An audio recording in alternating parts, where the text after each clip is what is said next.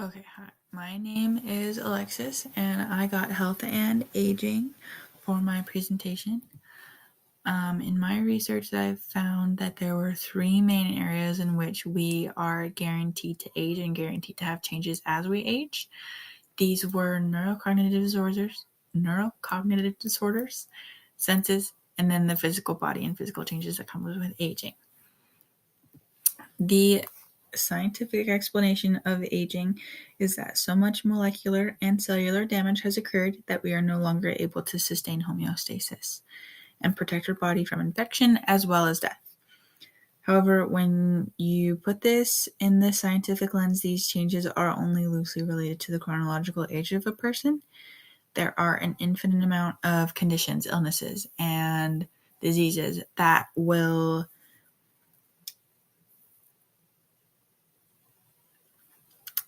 guarantee that this young person at the age of 24 might die before this person at the age of 65 simply because they have a differing disease. There is no positive or definitive, I should say, correlation between the chronological age of a person and their distance from death, I suppose.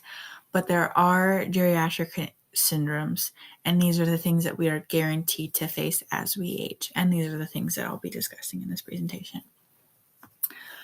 First, we have neurocognitive disorders. This includes Alzheimer's, Lewy body disease, vascular disease, Parkinson's disease, multiple sclerosis, and many more. These are some of the most common and most researched diseases, and I'll be discussing just a few of them today. On the left side of this picture, we have the brain of someone with Alzheimer's disease. And on the right side, we have someone that does not have Alzheimer's disease or a normal-looking brain. Alzheimer's disease is, like I said, one of the most researched and as well as one of the most common diseases. Out of the thousands of neurological and neurocognitive diseases, it is most well recognized by the progressive memory loss that worsens over time, and it is traditionally separated into 5 separate stages that are defined by cognitive abilities or memory loss or level of danger that they're putting themselves in. Traditionally, it starts at stage 1, where the patient loses memory of really common or simple or not very concerning topics. Like they could forget that Brad Pitt is Brad Pitt. They could think that Brad Pitt is Ryan Reynolds or something like that.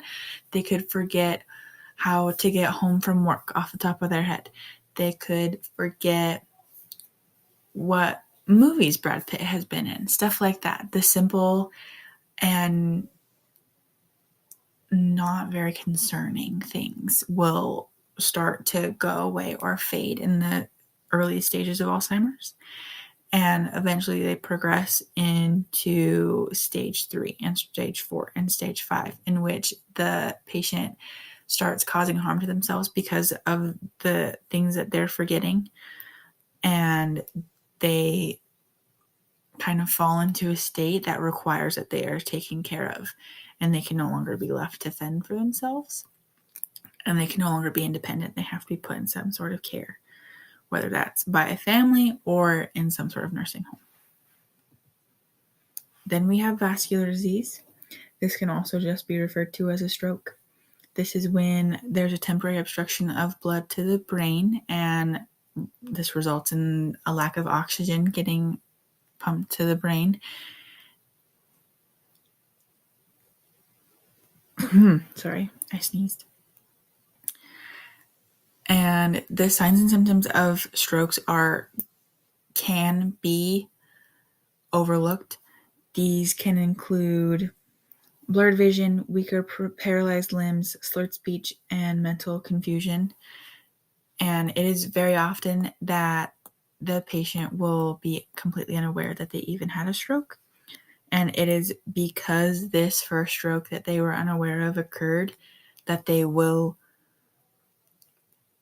have multiple strokes, because that first stroke will not be treated. has to be treated. Otherwise, multiple strokes are almost guaranteed to occur. And when you have so many multiple strokes or so many strokes, it will lead to multi-infarct dementia, which will then lead to an overall decrease in functioning, an increase in poor decisions, and a lack of impulse control that also results in memory loss. Not that the impulse control results in memory loss, but a result of memory loss from the multiple strokes. Next, we have changes in senses and the physical body. With senses, hearing, sight, and respiratory aspects are the most common that will change. As we age, our hearing becomes progressively less acute, and this can be affected by occupation. Most directly, my dad, for example, he's a machinist, and he is 51, and he has a really bad hearing for a man of his age, but he has always been around really loud machinery. He used to have a business in which he mowed lawns. So those are just another loud machine that caused his hearing to be damaged because of his occupation. And that just happens with age as well.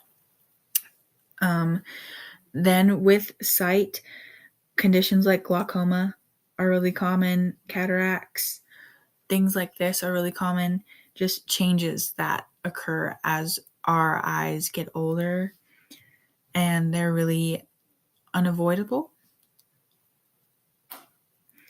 But both of glaucoma and cataracts are both treatable, and they're both something that can be not necessarily fixed, but lessened and improved, and sight can be, and so can hearing.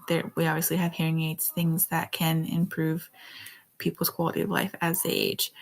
Now, respiratory is both physical and a sense, but that's why I listed it in both.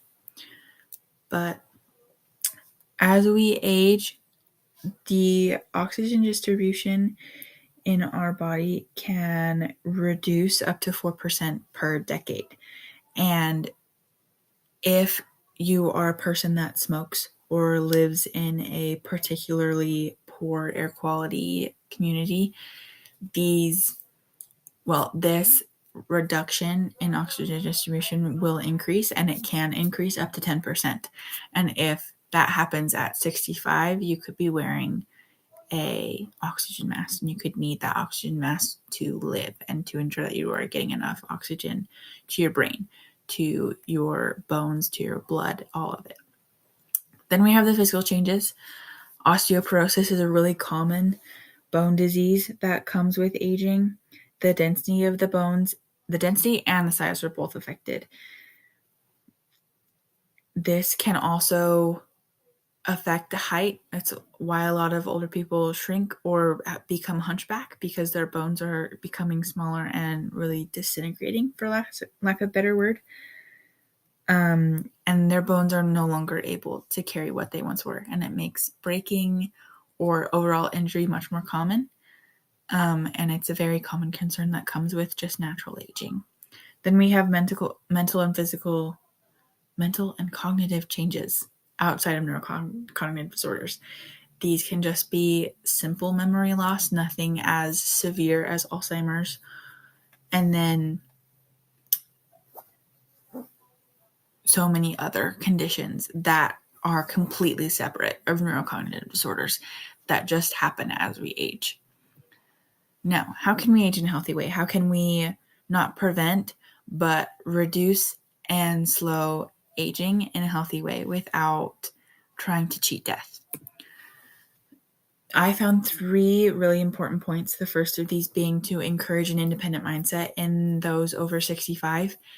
Make them believe that they can still take care of themselves, because most of the time they can. They are perfectly capable. They are perfectly able-bodied.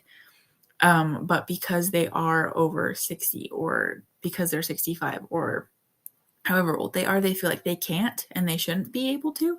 So if we encourage them to take care of themselves while still allowing them to know that they have a support system to lean back on when they won't be able to take care of themselves anymore, it will improve their mental stability and their outlook on life, and it will encourage them to be healthier. Then we want to allow and prioritize creative activities. This can be something like having them paint on a canvas in the living room, or bringing them to the park and doing a puzzle, or playing a game like chess. Something that allows them to be creative and use the muscle that is the mind will keep it young and spry. It seems really simple and really almost like kind of like a duh moment, but it really will make a difference. It will make them feel much younger. It will make them feel like they are capable. And it just encourages so much more life when they are given the opportunity to be creative at such an older age. Then we also want to encourage them to follow diet and exercise advice given to them from doctors and loved ones. They can include things like walking the dog every day, going on a walk with the grandchildren every day. If they're feeling good enough, they can go on a bike ride down the road every once in a while, or walk on the treadmill while they read a book. Something that keeps them active while not hurting themselves or putting themselves in a dangerous position. And then adding certain aspects of diets, like cutting out processed meat or eating more vegetables. Just certain things like this can and will have a positive impact on their quality of life as they age. And it will not by any means stop death. It won't cheat death. It won't cheat sicknesses. It won't do any of that. But it will allow us to age in a healthy way. And it will allow us to slow some of the slowable aspects of aging. And those are my references.